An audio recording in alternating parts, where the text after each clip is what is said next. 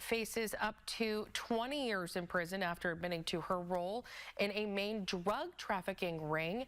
52-year-old Carol Gordon pleaded guilty in federal court in Bangor yesterday. She was charged with conspiracy to distribute and possession with intent to distribute methamphetamine and fentanyl. According to the U.S. Department of Justice, court records say Gordon and others trafficked the drugs in Penobscot and Aroostook counties from 2018 to 2021.